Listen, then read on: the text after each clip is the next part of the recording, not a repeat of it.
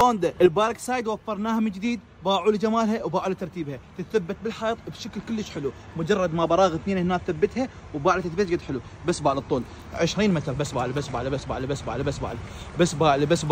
الطول ايش قد طويله 20 متر، ودا ارجع وبعد بيها صراحه اشوفك اياها، بشوف ايش قد رجعت وباوع لي ايش قد بيها، باع المسافه مالتها وبعد بيها ضعف، كلش كبيره وحلوه ومرتبه وقويه، توصلاتها كلها وياها، شوفوا لي عدد الاشياء اللي جت وياها، باع بسم الله ما شاء الله، كل انواع التوصالات والمرشات جت وياها، كذلك مو بس هيك مهتمين بادق التفاصيل، حتى البرغ والتشوي مال تثبيتها موجود وياها، وهاي القطعه تثبتها بيها، وهذا قفل الصونده، باع التصميم مالها، هذا المكان تثبت خرطوم المي بكل سهوله وتعطيك مي داخلها، تعال شوف لي اياها، شوف لي هاي العتله مالتها، هاي العتله تلف لك الصونده بكل سهوله، باع الاستادي هاي الصونده 3 طبقات، شوف لي اياها 3 طبقات مو طبقه واحده، وبداخلها الياف يعني خيوط ما تنقطع نهائيا، وكذلك شنو صديقه للبيئه، يعني شنو ما تاذي لك البيئه نهائيا، اللاستيك مالها كلش حلو وكلش مرتب، المعدات اللي جت وياها وشفتوا له ترتيبها وايش قد حلوه وايش قد قويه، شنو منتظرين اطلبوها هسه ولا تفوتون الفرصه، والتوصيل عندنا لكل العراق.